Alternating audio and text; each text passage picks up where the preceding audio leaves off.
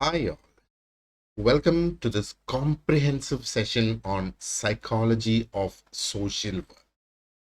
Social വർക്കിൻ്റെ psychology എന്താണ് എന്ന് നമുക്ക് സ്പെസിഫിക് ആയിട്ട് അല്ലെങ്കിൽ സൈക്കോളജിയെ ഒരു സോഷ്യൽ വർക്കിൻ്റെ ബാക്ക്ഗ്രൗണ്ടിൽ വെച്ചുകൊണ്ട് എന്താണ് സൈക്കോളജി എന്ന് നമുക്ക് മനസ്സിലാക്കാം.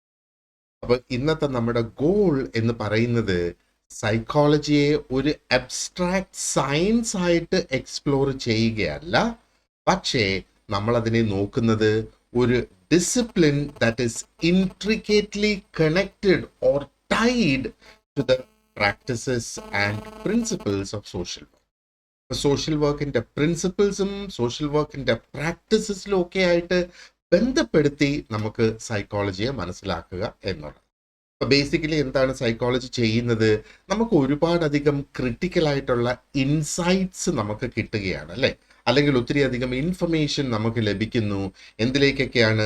ഹ്യൂമൻ തോട്ടിലേക്ക്, മനുഷ്യൻ്റെ ബിഹേവിയറിലേക്ക്, എങ്ങനെയാണ് ഇമോഷൻസ് ഉണ്ടാകുന്നത്, ആൻഡ് എന്താ പറയേണ്ടത്, ആ ഒരു ഇൻട്രാക്ഷൻ എങ്ങനെ വരുന്നു എന്നുള്ളത്.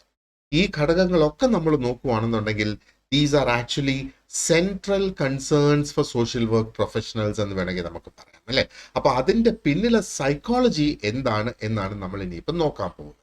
ആൻഡ് ഈ ഒരു ലെസൺ നമ്മൾ കംപ്ലീറ്റ് ചെയ്യുമ്പോഴത്തേക്ക് you will gain knowledge or you will have a very good understanding on the various psychological definitions, എന്തൊക്കെയാണ് various schools of thoughts എന്നുള്ളത്, and what are the branches of psychology, and എങ്ങനെയാണ് ഇതിന് അല്ലെങ്കിൽ എന്താണ് ഇതിൻ്റെ ഓരോന്നിൻ്റെയും role in shaping human development and social function. എൻ്റെ പേര് Sebastian, and I would like to welcome you to the class once again. അപ്പോൾ സൈക്കോളജിയെ കുറിച്ച് നമ്മൾ പഠിക്കുമ്പോഴത്തേക്ക്, അല്ലെങ്കിൽ എന്താണ് സൈക്കോളജി എന്ന് നമ്മൾ പഠിക്കുമ്പോൾ, ആദ്യം ആ ഒരു ടേം എങ്ങനെ ഉണ്ടായി എന്നുള്ളത് നോക്കി നമുക്ക് സ്റ്റാർട്ട് ചെയ്യാം. അപ്പം എറ്റമോളജിക്കലി നമ്മൾ നോക്കുവാണെന്നുണ്ടെങ്കിൽ ഈ ഒരു വേർഡ് ശരിക്കും ഡിറൈവ് ചെയ്തിരിക്കുന്നത് ഗ്രീക്ക് വേർഡ്സിൽ നിന്നാണ്. അപ്പൊ ഗ്രീക്ക് വേർഡ്സ് സൈക്കിന്റെ അർത്ഥം ഇസ് സോൾ എന്നുള്ളതാണ്. And logos means study. അപ്പോ സോളിന്റെ study or the study of soul എന്ന് വേണമെങ്കിൽ നമുക്ക് പറയാം. ആക്ച്വലി ഒറിജിനലി സൈക്കോളജി എന്ന് പറയുന്നത് was the study of soul. അതുകൊണ്ടാണ് അത് എന്താ പറയേണ്ടത്, ആ ഒരു രീതിയിൽ ഒരു പേര് അതിന് വന്നത് എന്ന് വേണമെങ്കിൽ നമുക്ക് പറയാം. കാരണം it was just a philosophical contemplation of the soul. ഒരുപാടധികം ഫിലോസഫീസ്, സോൾ എങ്ങനെ പ്രവർത്തിക്കുന്നത്, എങ്ങനെ പോകുന്നത്, എന്താണ് എന്നൊക്കെ ഉള്ളതിൻ്റെ ഫിലോസഫി തന്നെയായിരുന്നു സൈക്കോളജിയുടെ തുടക്കം എന്ന് വേണമെങ്കിൽ നമുക്ക് പറയാം. അപ്പോൾ ഇതിനകത്ത് നമ്മൾ ഈ എന്താ പറയേണ്ടത്, സോളിന്റെ കോൺടെംപ്ലേഷൻ എന്ന് നമ്മൾ പറയുമ്പോഴത്തേക്ക് പ്രധാനമായിട്ടും അവിടെ ഫോക്കസ് ചെയ്തിരുന്നത് മൊറാലിറ്റിയിലാണ് ആൻഡ് കോൺഷ്യസ്നെസ്സിലൊക്കെ അവിടെ ഫോക്കസ് ഉണ്ടായിരുന്നു എന്നുള്ളതാണ്. പക്ഷേ സയന്റിഫിക് തിങ്കിങ് വളർന്നു വന്നതനുസരിച്ച്, അത് മെച്യൂർ ആയതനുസരിച്ച് സൈക്കോളജിക്ക് ഒരു റീഡെഫിനിഷൻ ആവശ്യമായിട്ട് വന്ന്, and it has been redefined as an empirical science. ഇന്ന് അതൊരു എംപിറിക്കൽ സയൻസ് എന്നുള്ള രീതിയിൽ തന്നെയാണ് നമ്മൾ അതിനെ കാണുന്നത്, അല്ലേ? അപ്പോൾ ഇന്നത്തെ കാലത്ത് സൈക്കോളജിയെ നമ്മൾ നോക്കുകയാണെന്നുണ്ടെങ്കിൽ it is recognised as the scientific study of behaviour and the mental processes. മനുഷ്യന്റെ ബിഹേവിയറും മെന്റൽ പ്രോസസ്സിന്റെയും ഒരു സയന്റിഫിക് സ്റ്റഡിയാണ് ഇന്ന് സൈക്കോളജി എത്തി നിൽക്കുന്നത് എന്ന് വേണമെങ്കിൽ നമുക്ക് പറയാം. അപ്പോൾ അങ്ങനെ നമ്മൾ പറയുമ്പോഴത്തേക്ക് എന്തൊക്കെ ഇതിൽ ഉൾപ്പെട്ടിരിക്കുന്നു? It actually includes everything, starting with the basic neurological functions. ആ ഒരു ബേസിക് ന്യൂറോളജിക്കൽ ഫങ്ഷൻസ് മുതൽ തുടങ്ങി വളരെയധികം കോംപ്ലെക്സ് ആയിട്ടുള്ള ഇമോഷണൽ റിയാക്ഷൻസ്, കോംപ്ലെക്സ് ആയിട്ടുള്ള സോഷ്യൽ ഇന്ററാക്ഷൻസിലേക്ക് എത്തി നിൽക്കുന്നു എന്ന് വേണമെങ്കിൽ നമുക്ക് പറയാം. അപ്പോൾ ഇതിൻ്റെ ഈ ഒരു എവല്യൂഷൻ നോക്കിയേ, ആ ഒരു ഫിലോസഫിക്കൽ മ്യൂസിങ്സിൽ നിന്ന് തുടങ്ങി ഇത് ഇന്നിപ്പോൾ എത്തി നിൽക്കുന്നത് ലാബോറട്ടറി ബേസ്ഡ് ഇൻക്വയറിയിലേക്കാണ് ഇപ്പോൾ എത്തി നിൽക്കുന്നത്. സൈക്കോളജി ഇപ്പം ലബോറട്ടറിയിൽ നമുക്ക് പഠിക്കാനായിട്ട് സാധിക്കും എന്നുള്ളതാണ്. അപ്പൊ എന്താണ് ആ ഒരു ബ്രോഡർ ആയിട്ടുള്ള ഒരു സയന്റിഫിക് റെവല്യൂഷന്റെ ഒരു മിററിങ്, അല്ലെങ്കിൽ അത് തന്നെയല്ലേ നമ്മൾ ഇവിടെ കാണുന്നത്, അല്ലേ? ആളെ സോ സോഷ്യൽ വർക്കേഴ്സിനെ സംബന്ധിച്ചിടത്തോളം ഇത് എന്താണ് നമ്മൾ ഇതിൽ നിന്ന് മനസ്സിലാക്കേണ്ടത്? that understanding the principles of psychology. സൈക്കോളജിയുടെ പ്രിൻസിപ്പിൾസ് മനസ്സിലാക്കിയിരിക്കുമ്പോഴത്തേക്ക് how does it help social വർക്കേഴ്സിനെ ക്ലയൻസുമായിട്ട്, കാരണം സോഷ്യൽ വർക്കേഴ്സ് മനുഷ്യരുമായിട്ട് ഡീൽ ചെയ്യുന്നതാണ്. അപ്പം മനുഷ്യരുമായിട്ട് കുറെ കൂടെ എഫക്റ്റീവായിട്ട് എങ്ങനെ ഡീൽ ചെയ്യാനായിട്ട് കഴിയും, മനുഷ്യന്റെ സൈക്കോളജി മനസ്സിലാക്കുമ്പോഴത്തേക്ക്, മനുഷ്യന്റെ ബിഹേവിയർ മനസ്സിലാക്കുമ്പോഴത്തേക്ക് സോഷ്യൽ വർക്കേഴ്സിന് dealing with humans and their clients become very very effective. കാരണം ഈ സൈക്കോളജി എക്സ്പ്ലോർ ചെയ്യുന്നതോടുകൂടി social workers would get a framework, behaviours interpret ചെയ്യുന്നതിനൊരു ഫ്രെയിം വർക്ക് കിട്ടുന്നു, മോട്ടിവേഷൻസ് എങ്ങനെയാണ് എന്ന് മനസ്സിലാക്കുന്നതിന് ഉള്ള ഒരു ഫ്രെയിം വർക്ക് അവിടെ കിട്ടുന്നു, ആൻഡ് എന്തിന്റെ ബേസിസിലാണ് മനുഷ്യന്റെ ഇമോഷൻസ് വർക്ക് ചെയ്യുന്നത് എന്നും മനസ്സിലാക്കാനായിട്ട് സാധിക്കുന്നു എന്നുള്ളതാണ്. Alright, so let's move on to the next slide. So ഇവിടെ നമ്മൾ നോക്കുന്നത് എവല്യൂഷൻ ഓഫ് സൈക്കോളജി. അപ്പൊ സൈക്കോളജി ഒരു ഡിസിപ്ലിൻ ആയിട്ട് എങ്ങനെയാണ് ഇവോൾവ് ചെയ്ത് വന്നത് എന്നുള്ളതാണ് നമ്മൾ ഇവിടെ നോക്കുന്നത്. അപ്പോൾ ഈ സൈക്കോളജിയുടെ ഒരു ട്രജക്ടറി അല്ലെങ്കിൽ അത് സഞ്ചരിച്ചു വന്ന ആ ഒരു പാത ഒരു ഡിസിപ്ലിൻ എന്ന നിലയിൽ നമ്മൾ നോക്കുകയാണെങ്കിൽ വളരെ ഇൻട്രസ്റ്റിംഗ് ആയിട്ടുള്ള, വളരെ ഫാസിനേറ്റിംഗ് ആയിട്ടുള്ള ഒരു ജേർണി തന്നെ ആയിരുന്നു എന്ന് പറയാം. അപ്പം വളരെ ഏൻഷ്യൻ്റ് ആയിട്ടുള്ള സിവിലൈസേഷൻസ് നമ്മൾ നോക്കുകയാണെന്നുണ്ടെങ്കിൽ, സ്പെസിഫിക്കലി ഇന്ത്യ, ഗ്രീസ്, ഈജിപ്റ്റ്, അങ്ങനെയൊക്കെയുള്ള ഏൻഷ്യൻ സിവിലൈസേഷൻസ് നമ്മൾ നോക്കുകയാണെന്നുണ്ടെങ്കിൽ സൈക്കോളജിക്കൽ കോൺസെപ്റ്റ്സ് എന്ന് പറയുന്നത് were embedded in philosophy and the spiritual belief systems. അപ്പോൾ ഫിലോസഫിയിലും സ്പിരിച്വൽ ബിലീഫ് സിസ്റ്റംസിലും എംബെഡഡ് ആയിരുന്നു സൈക്കോളജി എന്നുള്ളത്. അപ്പോൾ ആ ഒരു മോഡേൺ സയൻസ് കുറെ കൂടെ വികസിച്ച് വന്നതോടുകൂടി, പ്രത്യേകിച്ചും ആ ഒരു 19th century യൂറോപ്പില് psychology actually started moving away from ഫിലോസഫിയിൽ നിന്ന് മാറി അത് കുറെ കൂടെ എന്താ പറയേണ്ടത്, എംപിറിക്കൽ ആയിട്ടുള്ള, സയന്റിഫിക് ആയിട്ടുള്ള മെത്തേഡ്സ് അഡോപ്റ്റ് ചെയ്യാനായിട്ട് സ്റ്റാർട്ട് ചെയ്തു എന്നുള്ളതാണ്. അപ്പോൾ ഈ ഒരു ട്രാൻസിഷൻ നമ്മൾ നോക്കുകയാണെന്നുണ്ടെങ്കിൽ, these transitions were marked by figures like Wilhelm Wundt established the first psychological laboratory. അല്ലേ, സൈക്കോളജിക്കൽ ലബോറട്ടറി ആദ്യം അദ്ദേഹം എസ്റ്റാബ്ലിഷ് ചെയ്തു. That was in 1879. ഇവിടെയാണ് അദ്ദേഹം ഇൻട്രോസ്പെക്ഷൻ എന്ന് പറയുന്ന ആ ഒരു കോൺസെപ്റ്റ് അല്ലെങ്കിൽ ആ ഒരു മെത്തേഡ് അദ്ദേഹം ഇൻട്രൊഡ്യൂസ് ചെയ്തത്. ഇൻട്രോസ്പെക്ഷൻ എന്ന് പറയുമ്പോഴത്തേക്ക് അവിടെ ഉപയോഗിക്കുന്നത് റിയൽ ഹ്യൂമൻ ബീങ്സ് തന്നെയാണ് അവരുടെ സബ്ജക്ട്സ് എന്ന് പറയുന്നത്. ആൻഡ് വളരെയധികം കൺട്രോൾഡ് ആയിട്ടുള്ള കണ്ടീഷൻസിൽ മൈൻഡിന്റെ സ്ട്രക്ചർ എന്താണെന്ന് മനസ്സിലാക്കാൻ വേണ്ടി ഉപയോഗിച്ച ഒരു മെത്തേഡാണ് ഇൻട്രോസ്പെക്ഷൻ എന്ന് പറയുന്നത്.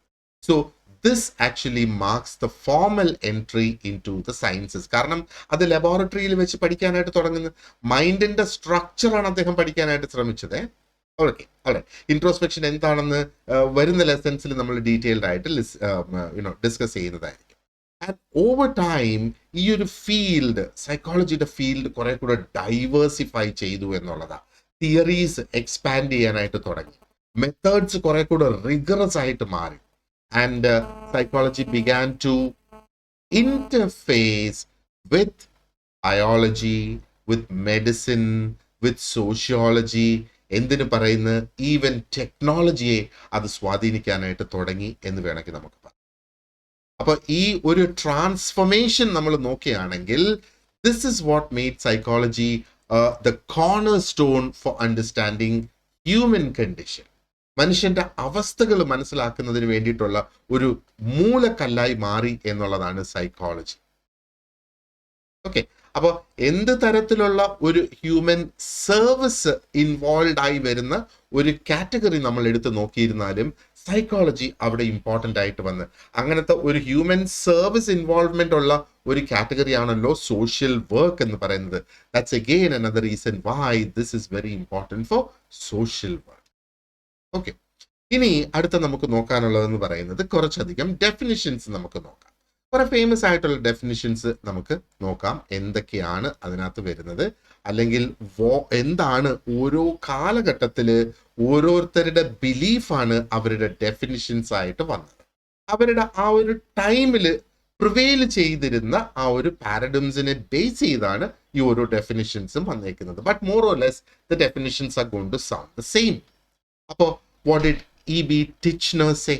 ടിച്ച്നർ ഒരു സ്ട്രക്ചറലിസ്റ്റ് ആയിരുന്നു. ഓക്കെ, അപ്പം അദ്ദേഹം സൈക്കോളജിയെ ഡിഫൈൻ ചെയ്തത് as the science of mind എന്നുള്ളതാണ്. ഇപ്പൊ ടിച്ച്നർ ആണ് ശരിക്കും എന്താ പറയേണ്ടത്, ഇൻട്രോസ്പെക്ഷൻ ഉപയോഗിച്ച് സ്ട്രക്ചറലിസം ഇൻട്രൊഡ്യൂസ് ചെയ്ത്. അപ്പം അദ്ദേഹത്തിന്റെ എയിം എന്ന് പറയുന്നത് was to actually dissect the mental പ്രോസസ്സസിനെ ഡൈസെക്ട് ചെയ്ത് കീറി മുറിച്ച് അതിനെ കൃത്യമായിട്ട് പഠിക്കുക. അതിന് വേണ്ടിയിട്ട് അദ്ദേഹം ഉപയോഗിച്ചതാണ് ഇൻട്രോസ്പെക്ഷൻ എന്ന് പറയുന്നത്. അപ്പോൾ his attempt was to map the architecture of the consciousness. ആ ഒരു കോൺഷ്യസ്നെസിന്റെ ആർക്കിടെക്ചർ എന്താണ് എന്ന് മനസ്സിലാക്കുക, അതാണ് അദ്ദേഹം ശ്രമിച്ചത്. ഇനി JB വാട്സൺ. JB വാട്സന്റെ കാര്യം നമ്മൾ നോക്കുകയാണെന്നുണ്ടെങ്കിൽ he actually revolutionised this by discarding mental introspection completely. അപ്പൊ അദ്ദേഹം ഒരു റെവല്യൂഷണറി ചേഞ്ച് അവിടെ കൊണ്ടുവന്ന്, and what did he have to do for that? അപ്പോൾ ഇൻട്രോസ്പെക്ഷനിൽ നിന്ന് കംപ്ലീറ്റ് ആയിട്ട് മാറിപ്പോയി, കംപ്ലീറ്റ് ആയിട്ട് ഇൻട്രോസ്പെക്ഷനെ ഡിസ്കാർഡ് ചെയ്തു എന്നുള്ളത്. 1913 he founded behaviourism. Behaviourism found ചെയ്ത്, and he define psychology as the positive science of behaviour. Positive science of behaviour എന്നാണ് അദ്ദേഹം പറഞ്ഞത്. Why? Because he believed only observable and measurable behaviors were scientific. നമുക്കിപ്പോ ഒരു വ്യക്തിയിൽ കാണാനും കണ്ട് ആ വ്യക്തിയിൽ അളക്കാനും കഴിയുന്ന പെരുമാറ്റങ്ങൾ, ബിഹേവിയേഴ്സ്, അത് മാത്രമാണ് സയന്റിഫിക് എന്നുള്ളതാണ് ബിഹേവിയറിസത്തിൽ ബിലീവ് ചെയ്തിരുന്നത്. Then we have Edward Thorndike. അപ്പോൾ തോണ്ടിക്കും ശരിക്കും ബിഹേവിയറിസത്തിന് കുറേയധികം കോൺട്രിബ്യൂട്ട് ചെയ്തു through his work on learning theory. Learning തിയറിയാണ് അദ്ദേഹം പ്രൊപ്പോസ് ചെയ്തിട്ടുള്ളത്. അപ്പം അദ്ദേഹത്തിന്റെ ഡെഫിനിഷൻ എങ്ങനെയാണ്? ഈ defined as the science of human behaviour. അങ്ങനെയാണ് അദ്ദേഹം എന്താ പറയുന്നത് സൈക്കോളജി ഡിഫൈൻ ചെയ്തത്. അപ്പൊ ഇവിടെ ഒരുപാട് അധികം ഫോക്കസ് കൊടുത്തത് was on stimulus response mechanisms. അതോടൊപ്പം തന്നെ ലോ ഓഫ് എഫക്റ്റ്, അതിനകത്തൊക്കെ ഒത്തിരി അധികം ഫോക്കസ് അദ്ദേഹം കൊടുത്തു. അപ്പൊ ലോ ഓഫ് എഫക്റ്റ് ഒക്കെ നമ്മൾ നോക്കുകയാണെന്നുണ്ടെങ്കിൽ പ്രധാനപ്പെട്ടു അത് ചൂണ്ടിക്കാണിക്കുന്നത് learning happens through rewards and punishments എന്നൊക്കെയാണ്. ഇപ്പൊ ലേണിങ്ങിന് അത് നല്ല കാര്യങ്ങൾ പഠിക്കുന്നതിന് നമുക്ക് റിവാർഡ് കൊടുക്കുക, മോശം കാര്യങ്ങൾ പഠിക്കാതിരിക്കാനായിട്ട് പണിഷ് ചെയ്യുക.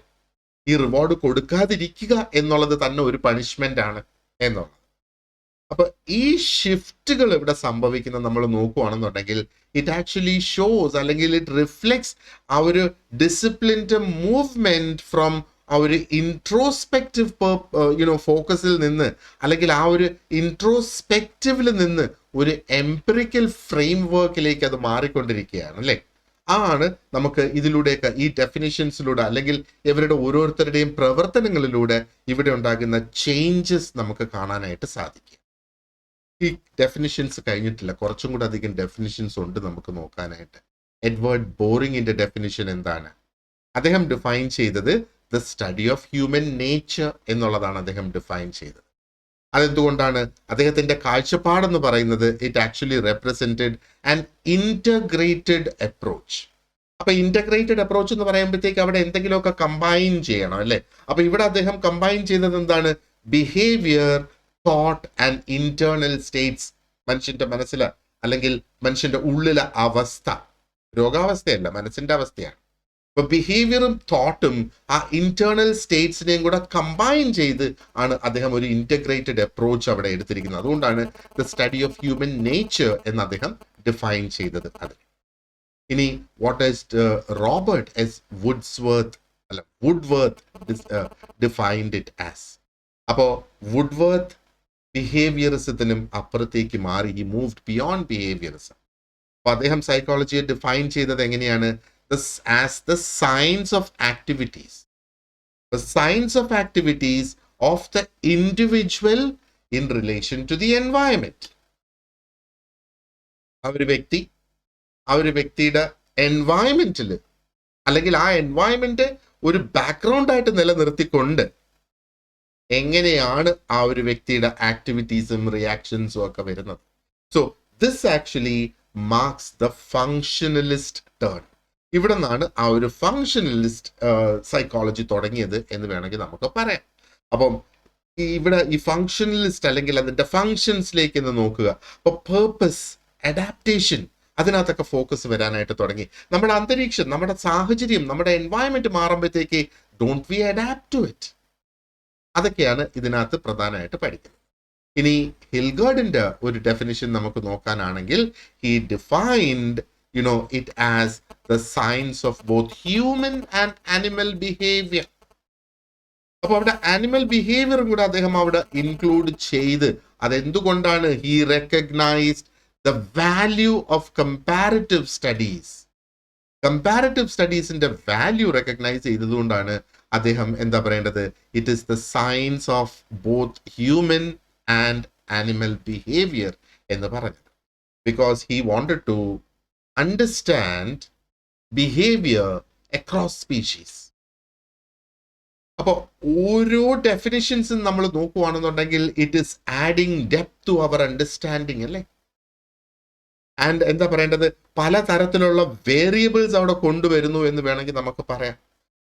മൈൻഡ് ഒരു വേരിയബിൾ ആയിട്ട് വരുന്നത്, ബിഹേവിയർ അവിടെ വരുന്നത്, എൻവയൺമെന്റ് അവിടെ വരുന്നത്, ആൻഡ് ഇപ്പം നമ്മൾ ചർച്ച ചെയ്ത ആ ഒരു കമ്പാരിറ്റീവ് ബയോളജിയും അവിടെ വരുന്നു എന്ന് പറയാം. കഴിഞ്ഞിട്ടില്ല ഡെഫിനേഷൻസ് കുറച്ചും കൂടി ഉണ്ട് നമുക്ക് നോക്കാനായിട്ട്. സ്കിന്നർ എന്താണ് പറയുന്നത്? അദ്ദേഹം വാട്സന്റെ ആ ബിഹേവിയറിസം അവിടെ നിന്ന് എടുത്തു. And further with his theory of operant conditioning, അദ്ദേഹത്തിന്റെ തിയറി ഓപ്പറന്റ് കണ്ടീഷനിങ് ആണ്. അപ്പോൾ അതിനകത്തേക്ക് അത് എടുത്ത് കമ്പൈൻ ചെയ്തു, അല്ലെങ്കിൽ ഡെവലപ്പ് ചെയ്ത് ഓപ്പറന്റ് കണ്ടീഷനിലേക്ക് പോയി. അപ്പം അദ്ദേഹം എന്താണ് സൈക്കോളജി ഡിഫൈൻ ചെയ്തേക്കുന്നത്? As the study of responses, adjustments, expressions and behaviors. അപ്പോൾ സ്റ്റഡി ഓഫ് റെസ്പോൺസസ്, അതിൽ എന്തൊക്കെയാണ്? അഡ്ജസ്റ്റ്മെന്റ്സ്, എക്സ്പ്രഷൻസ് ആൻഡ് ബിഹേവിയേഴ്സ് എന്ന് പറയുന്നത്. ഓക്കെ, അപ്പം അദ്ദേഹത്തിന്റെ വർക്ക് അല്ലെങ്കിൽ അദ്ദേഹത്തിന്റെ ആ ഒരു പഠനങ്ങൾ ഒത്തിരി അധികം സ്ട്രെസ് ചെയ്തത് was on the environmental influence and reinforcement കൊണ്ടുവരിക എന്നാണ്. And what did James Drever define psychology as? അദ്ദേഹം കുറെ കൂടെ കൺസൈസ് എന്നാൽ വളരെയധികം ഇൻക്ലൂസീവ് ആയിട്ടുള്ള ഒരു ഡെഫിനിഷനിലേക്ക് അദ്ദേഹത്തിന് എത്താനായിട്ട് കഴിഞ്ഞു. അതായത് what he said is the positive science of the conduct of living creatures. ഇവിടെ പോസിറ്റീവ് സയൻസ് ആണ്. കണ്ടക്ട് ഓഫ് ലിവിങ് ക്രീച്ചേഴ്സ്, ആ ലിവിങ് ക്രീച്ചേഴ്സ് എങ്ങനെയാണ് അവരുടെ ജീവിതം നടത്തിക്കൊണ്ടു പോകുന്നത്. അപ്പൊ ഇവിടെ പ്രാധാന്യം കൊടുത്തിരിക്കുന്നത് was on its applicability across species and behavioural types. ഇപ്പൊ ബിഹേവിയറൽ ടൈപ്സും പലതരമുണ്ട്. ഇതിൽ ഏത് ബിഹേവിയറൽ ടൈപ്പ് എടുത്തിരുന്നാലും ഏത് സ്പീഷീസ് എടുത്തിരുന്നാലും ഇറ്റ് ഇസ് ആപ്ലിക്കബിൾ എന്നുള്ളതാണ് അദ്ദേഹം ഇവിടെ പറഞ്ഞത്. Now we have J.P. Guilford and how did he define it? അപ്പൊ അദ്ദേഹം കുറെ കൂടെ മോഡേൺ ആയിട്ട് കുറെ കൂടെ ഹോളിസ്റ്റിക് ആയിട്ടുള്ള ഒരു കാഴ്ചപ്പാട് ആണ് അദ്ദേഹം എടുത്തിരിക്കുന്നത്. അദ്ദേഹം പറയുന്നത് it is the systematic study of behaviour and mental processes. അപ്പം systematic study of behaviour and mental processes including sensation, perception, learning, emotion and personality. അപ്പം അദ്ദേഹത്തിന്റെ പ്രവർത്തനങ്ങൾ നമ്മൾ നോക്കുകയാണെന്നുണ്ടെങ്കിൽ it actually aligns with the contemporary, with the current psychology's multi dimensional nature. ഇന്നിപ്പോ psychology എന്ന് പറയുന്നത് multi dimensional ആണ്. അപ്പൊ ആ ഒരു മൾട്ടി ഡയമെൻഷനൽ നേച്ചറുമായിട്ട് കറസ്പോണ്ട് ചെയ്യുന്നുണ്ട് എന്ന് പറയാം അദ്ദേഹത്തിന്റെ. അപ്പൊ കുറെ കൂടെ മോഡേൺ ആയിട്ടുള്ള ഒരു ഡെഫിനിഷൻ ആണ് അദ്ദേഹം എടുത്തേക്കുന്നത് എന്ന് വേണമെങ്കിൽ നമുക്ക് പറയാം. അപ്പോൾ ഈ കാഴ്ചപ്പാടുകൾ അല്ലെങ്കിൽ ഈ ഒരു പെർസ്പെക്റ്റീവ്സ് നമ്മൾ നോക്കുകയാണെന്നുണ്ടെങ്കിൽ it shows that psychology, yes of course it is rooted in behaviour. അപ്പൊ അത് ബിഹേവിയറിൽ റൂട്ടഡ് ആണെങ്കിലും it cannot be completely understood without considering cognition, emotion and interaction. Okay, ഒന്ന് ബിഹേവിയറിന്റെ ഒരു സയൻസ് ആണ് സൈക്കോളജി എന്ന് പറയുന്നത്, അല്ലെങ്കിൽ ബിഹേവിയറിൽ റൂട്ടഡ് ആണ് സൈക്കോളജി എന്ന് പറയുന്നത്. പക്ഷെ അത് ഫുൾ നമുക്ക് മനസ്സിലാക്കണമെങ്കിൽ നമ്മൾ എന്താ പറയേണ്ടത്, അതിനകത്ത് കൊഗ്നിഷൻ കണക്കിലെടുക്കണം, ഇമോഷൻ കണക്കിലെടുക്കണം, ഇന്ററാക്ഷൻ ബിറ്റ്വീൻ പീപ്പിൾ അതും കൂടെ കണക്കിലെടുത്തെങ്കിലേ നമുക്കത് കൃത്യമായിട്ട് കംപ്ലീറ്റ് ആയിട്ട് മനസ്സിലാക്കി പോകാനായിട്ട് സാധിക്കൂ എന്നുള്ളതാണ് പറയുന്നത്. ഓക്കെ, സോ എന്താണ് ഇന്നത്തെ നമ്മുടെ ഈ ഒരു മോഡേൺ പെർസ്പെക്റ്റീവ് ഓൺ സൈക്കോളജി നമ്മൾ നോക്കുകയാണെന്നുണ്ടെങ്കിൽ എന്താണ് ശരിക്കും അത്? അപ്പൊ ഇന്ന് സൈക്കോളജി എന്ന് പറയുന്നത് വളരെയധികം കോംപ്ലെക്സ് ആയിട്ടുള്ള ഒരു ഇന്റർ ഡിസിപ്ലിനറി സയൻസ് ആയിട്ടാണ് സൈക്കോളജി ഇന്നിപ്പം ഡിഫൈൻ ചെയ്തിരിക്കുന്നത്. അപ്പോൾ സൈക്കോളജിക്ക് എവിടെ നിന്നൊക്കെയാണ് അതിൻ്റെ കോൺട്രിബ്യൂഷൻസ് വരുന്നത്? അപ്പോൾ അത് ആക്ച്വലി ഇറ്റ് ഡ്രോസ് ഫ്രം, അത് എന്താ പറയേണ്ടത്, fields like medicine, neurology, sociology, anthropology, ഇങ്ങനെയുള്ള ഫീൽഡിൽ നിന്ന് അത് ഇൻഫർമേഷൻ അല്ലെങ്കിൽ നോളജ് ഇങ്ങോട്ട് എടുക്കുകയും ആ ഫീൽഡുകളിലേക്ക് നോളജ് തിരികെ കൊടുക്കുകയും ചെയ്യുന്ന ഒരു ഫീൽഡായിട്ട് മാറിയിരിക്കുന്നു എന്നുള്ളത്. അപ്പൊ സൈക്കോളജിയിലൂടെ നമ്മൾ ഇൻവെസ്റ്റിഗേറ്റ് ചെയ്യുന്നത് ആ ഒരു ഇൻഡിവിജ്വൽ ഫങ്ഷനിങ് മാത്രമല്ല, നമ്മൾ ഗ്രൂപ്പ് ഡൈനാമിക്സിലേക്ക് പോകുന്നു, കൾച്ചറൽ നോംസിലേക്ക് നമ്മൾ കടക്കുന്നു. എന്ത് വാസ്റ്റ് ആയിട്ട് പോകുന്നു അതിൻ്റെ ആ ഒരു സ്കോപ്പ് ഇന്നത്തെ ഒരു മോഡേൺ കാഴ്ചപ്പാടിൽ നമ്മൾ നോക്കുകയാണെന്നുണ്ട്. അപ്പോൾ ഈ ഒരു മോഡേൺ സൈക്കോളജിയെ ശരിക്കും വ്യത്യസ്തമാക്കുന്നത് അതിൻ്റെ ആ ഒരു മെത്തഡോളജിക്കൽ റിഗർ ആണ് എന്ന് വേണമെങ്കിൽ നമുക്ക് പറയാം. കാരണം എന്താ, ഒരുപാടധികം എക്സ്പെരിമെന്റൽ മെത്തേഡ്സ് ഇവിടെ ഇൻവോൾവ്ഡ് ആണ്. ഒത്തിരി അധികം അനാലിസിസ്, സ്റ്റാറ്റിസ്റ്റിക്കൽ അനാലിസിസ് ഒക്കെ ഇതിനകത്ത് ഇൻവോൾവ്ഡ് ആണ്. ന്യൂറോ ഇമേജിംഗ് ഇൻവോൾവ്ഡ് ആണ്. ക്വാളിറ്റേറ്റീവ് റിസർച്ചസ് ഇതിനകത്ത് ഉപയോഗിക്കുന്നുണ്ട്. ക്വാളിറ്റേറ്റീവ് റിസർച്ചസ് പ്രത്യേകിച്ചും എന്താ പറയേണ്ടത്, മനുഷ്യന്റെ എക്സ്പീരിയൻസസ് മനസ്സിലാക്കുന്നതിന് വേണ്ടി. So how is this important for social workers? Social വർക്കേഴ്സിനെ സംബന്ധിച്ചിടത്തോളം നമ്മൾ നോക്കുകയാണെന്നുണ്ടെങ്കിൽ that means that we must understand not just what people do, ആൾക്കാർ എന്ത് ചെയ്യുന്നു എന്ന് മാത്രമല്ല നമ്മൾ മനസ്സിലാക്കേണ്ടത് ആസ് എ സോഷ്യൽ വർക്കർ, പക്ഷേ വൈ ദേ ഡു ഇറ്റ്, അവരെന്തുകൊണ്ട് അവിടെ ചെയ്യുന്നു എന്നുള്ളതാണ്.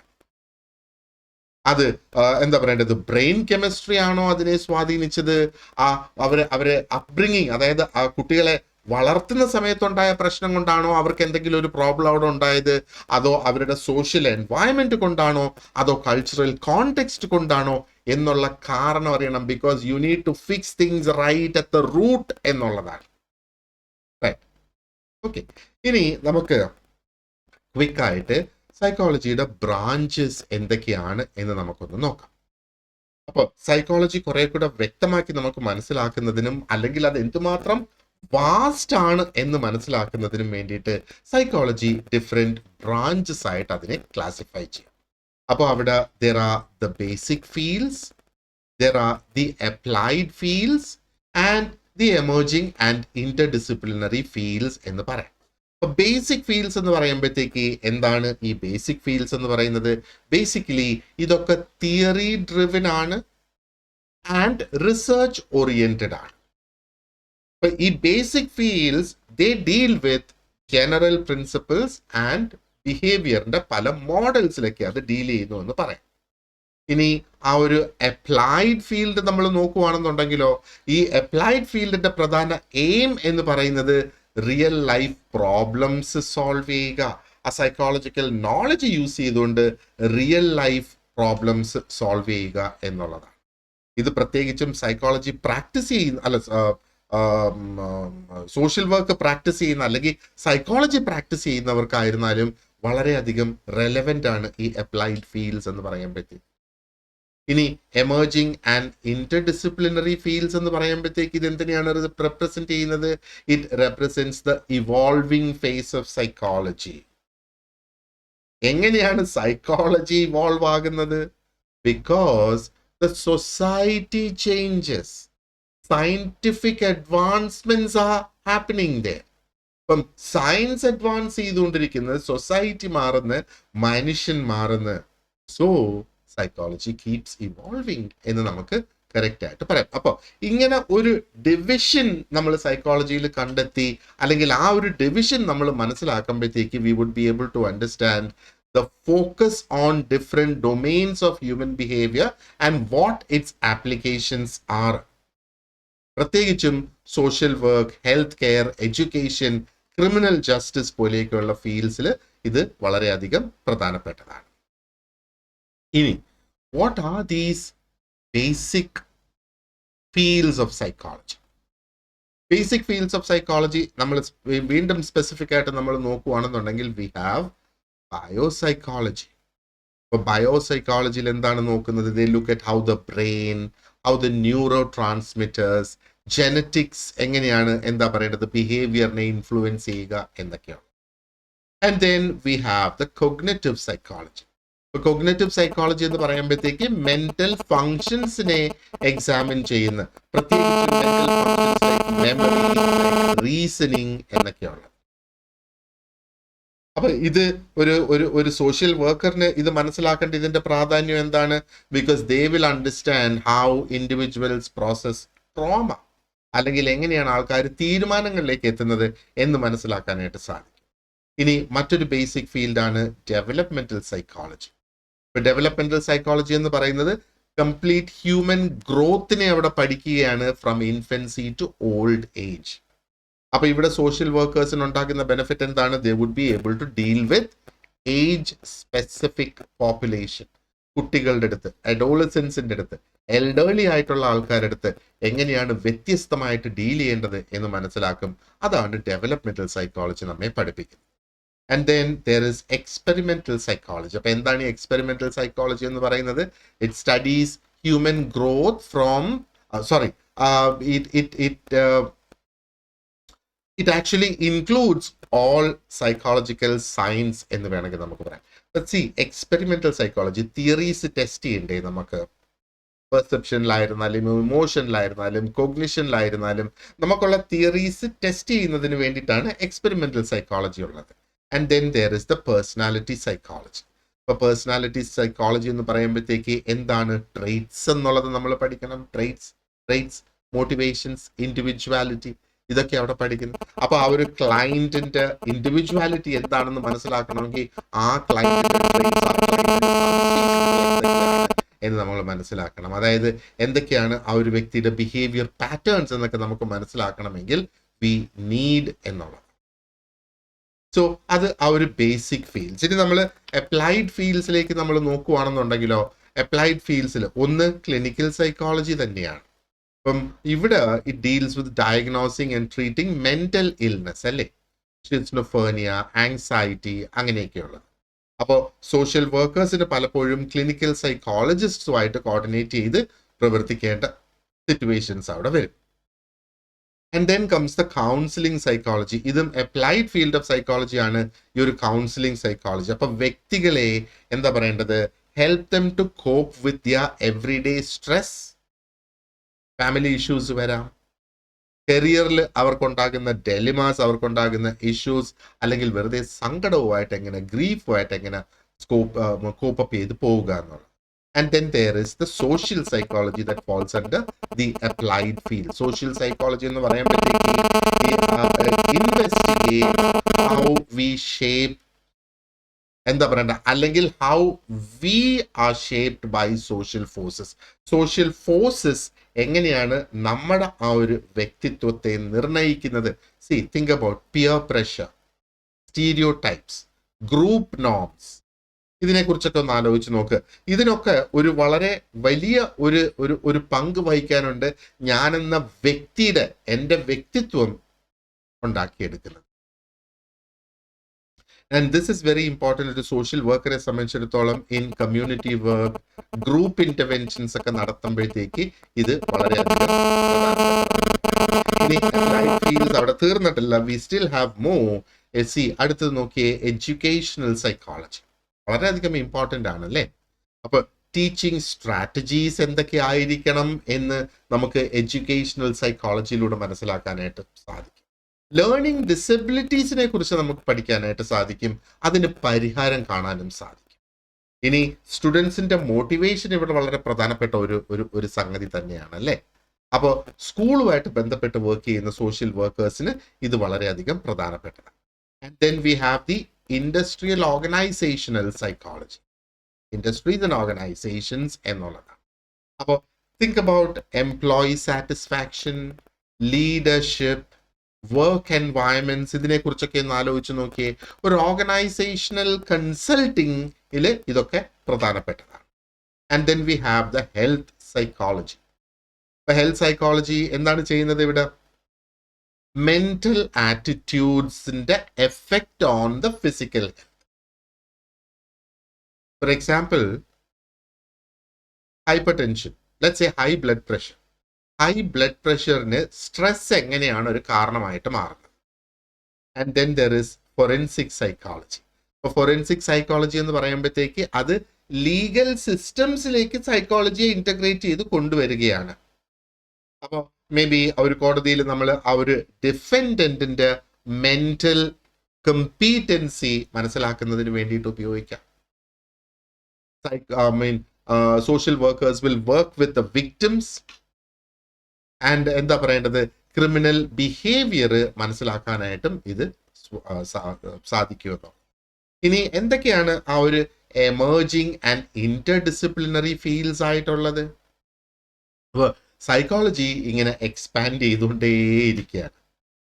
Think about neuropsychology. Neuropsychology related to brain behaviour relationships എന്നുള്ളതാണ് ഇവിടെ നമ്മൾ സ്ലൈഡിൽ കാണുന്നത്. അപ്പോൾ ബ്രെയിനിന്റെ ബിഹേവിയറൽ ലിങ്ക്സ് എങ്ങനെയാണ് പ്രവർത്തിക്കുന്നതെന്ന് ഇൻവെസ്റ്റിഗേറ്റ് ചെയ്യുകയാണ് ന്യൂറോ സൈക്കോളജി. പ്രത്യേകിച്ചും ഒരു ട്രോമ ഉണ്ടായതിനു ശേഷം അല്ലെങ്കിൽ ഒരു സ്ട്രോക്ക് വന്നതിന് ശേഷം. And then there is positive psychology. Positive psychology എന്ന് പറയുമ്പോഴത്തേക്ക് ഇവിടെ പ്രൊമോട്ട് ചെയ്യുന്നത് ആ ഒരു വെൽബീയിങ് ആൻഡ് ഫ്ലറിഷിംഗ് ആണ് ഇവിടെ പ്രൊമോട്ട് ചെയ്യുന്നത്. ഇത് ഒരു അസറ്റ് ബേസ്ഡ് അപ്രോച്ച് ആണ് ഇവിടെ എടുക്കുന്നത്. And this is useful in recovery and rehabilitation. Then ഇപ്പം we also have the cyberpsychology. കാരണം സൈബർ സ്പേസ് എന്ന് പറയുന്നത് എന്താ പറയണ്ടത്, നമുക്ക് നമ്മുടെ ജീവിതത്തിൽ നിന്ന് ഒഴിച്ചുകൂടാൻ കഴിയാത്തതാണ്.